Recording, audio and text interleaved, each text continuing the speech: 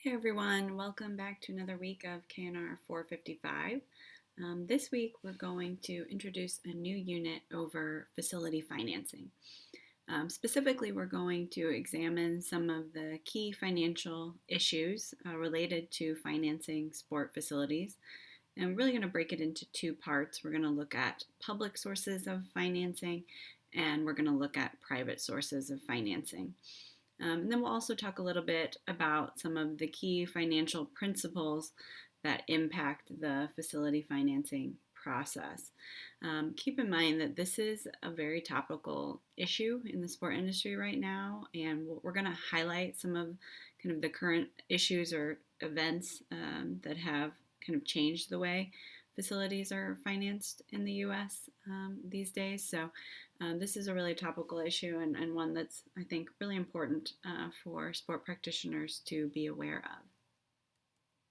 I do want to mention quickly that really our next three topics in this class are going to intersect with one another. So I'm going to introduce our unit on facility financing this week, as well as that unit on financial feasibility.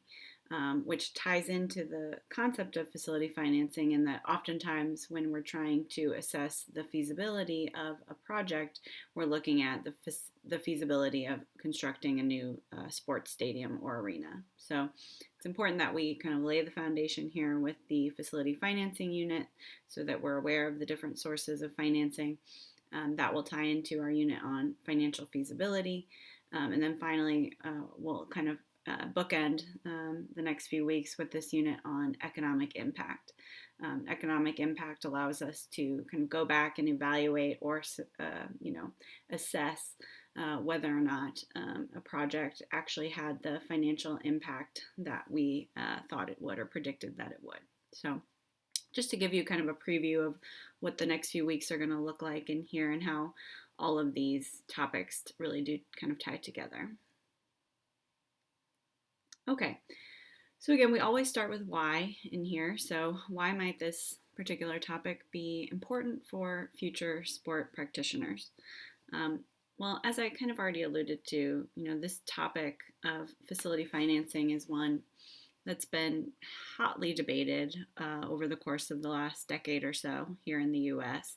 You kind of have these two camps, right? You have the camp that is making a case for public financing of sport facilities, so using public dollars to build private sport organizations' facilities. And then you have this other side, which is making a case against the public financing of sport facilities. I'm going to share with you on a ReggieNet module this John Oliver clip from a few years ago where he really breaks down kind of the case against public financing for sport facilities. And I think it's a really important critical look at the topic. Obviously, it's funny as well because it's John Oliver. But I think this topic, again, has been hotly debated here in recent years, and it's one that probably all sport practitioners at some point are going to play a role in, whether you're working for a professional team that's seeking to build or construct a new facility and therefore seeking financing, or you're working for a local park district or YMCA and they're seeking funds to build a new facility. So these issues are not singular for any particular part of the sector. Of course, often when we see them reported, it's kind of the big time professional teams that are securing funds, in the millions or even billions of dollars. So clearly that's what we're seeing reported, but this is, I think, an important topic or issue for really all sectors of the sport industry to consider. All right, like I mentioned, we're going to highlight two different subsets of financing in the sport industry. We're going to identify a series of public sources of financing as well as sources of private financing. So our video lecture on this topic is really going to be more pragmatic, right? We're just going to identify the various sources available to teams both on a public perspective and on a private perspective. We're also going to identify, like I said, some key principles here that sport practitioners should be considering, along with any potential city officials when they are looking at potentially using public dollars, because I do think it's important that we are including that in the conversation. Okay, before we get into that though, just kind of a real quick history here on the different phases of facility financing here in the US. So we go all the way back to the 1880s through the Great Depression for phase one. So this is obviously some of the early days of financing sport facilities in the US. This is really as sports are becoming more commercial, as sports are becoming more professional. It's really sport is becoming a business. So it makes sense that this is when we start to see the original phase of facility financing. You can see here that in terms of financing in phase one at this stage, the financing is mostly private, meaning that it's mostly the sports team owners that are financing the facilities in which they're playing in. It's actually not until 1923 that there's any public money used to finance a stadium, and that was for the LA Coliseum, which also happened to be a war monument for World War I. So that's really part of the reason it included public dollars. But you can see generally here it was private financing that was building these kind of original sport facilities in the US. Phase two here, you can see we're moving into the 1960s and 70s.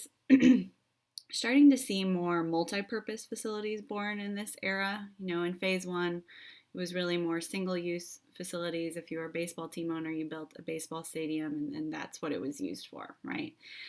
In phase two, team owners start to realize, hey, we can actually build facilities that can be used by more than one sport, right? And really capitalize on that space in terms of usage and ability to generate revenue.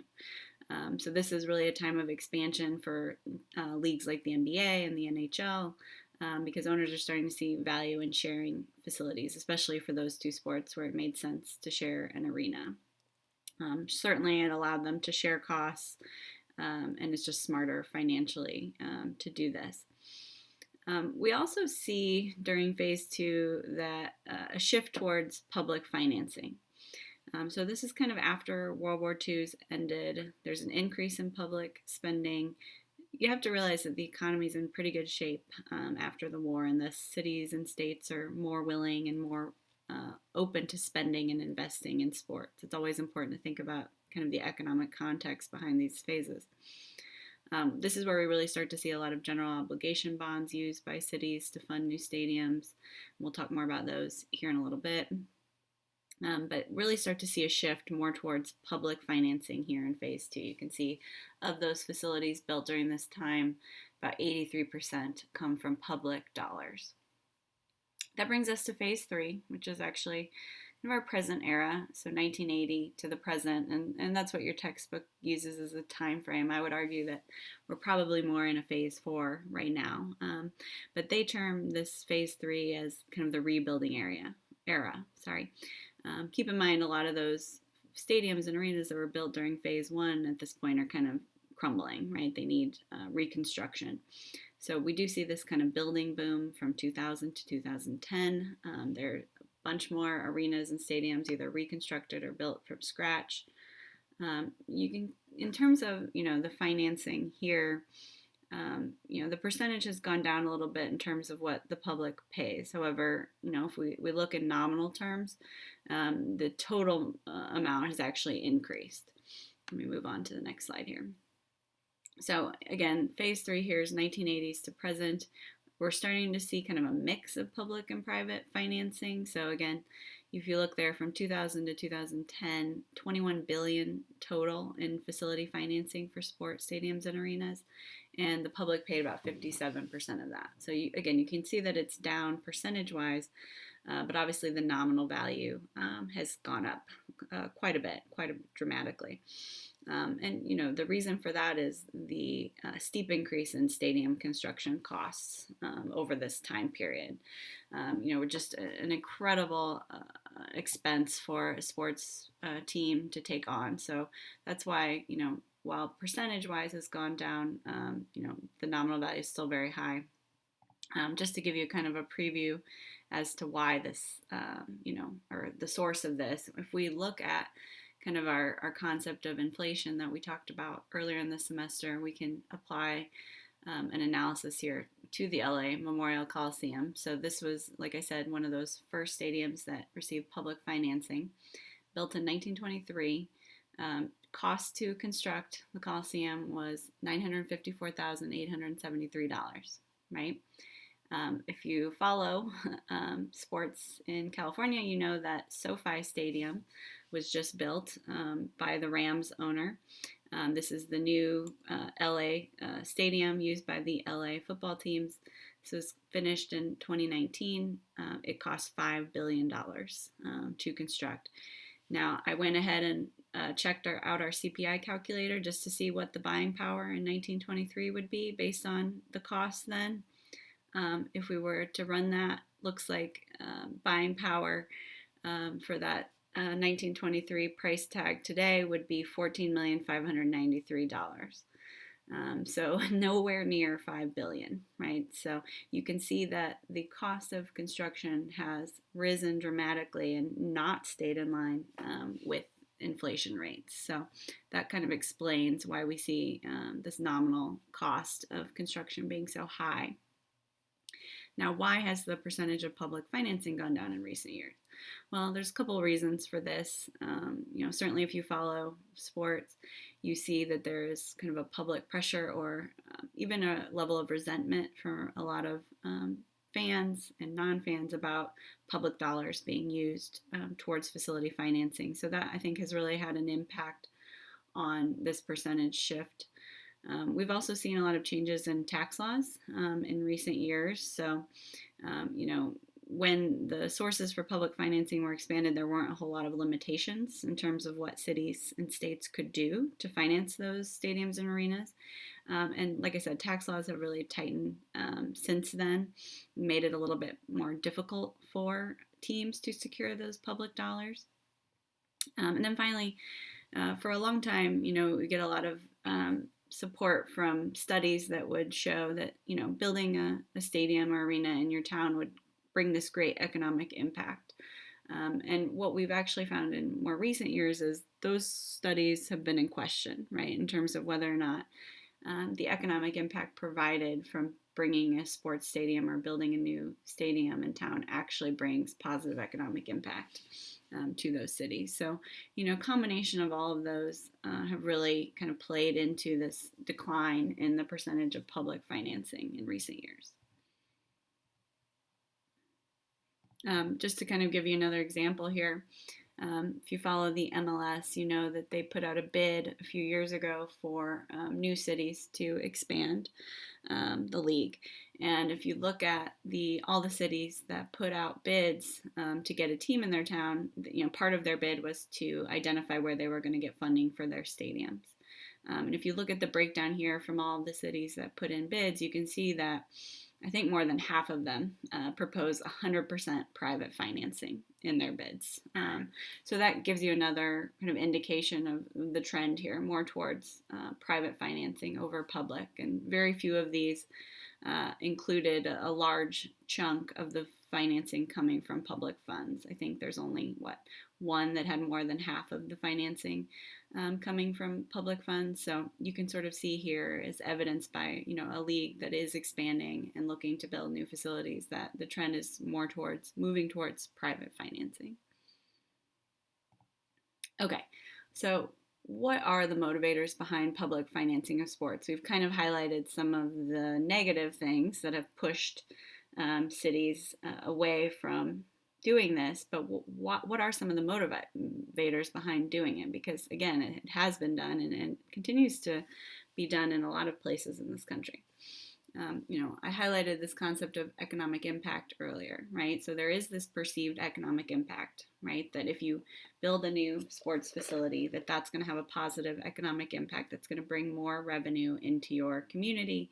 That's going to be good for everyone, right? And with the more money that comes into the community, the better for everyone involved.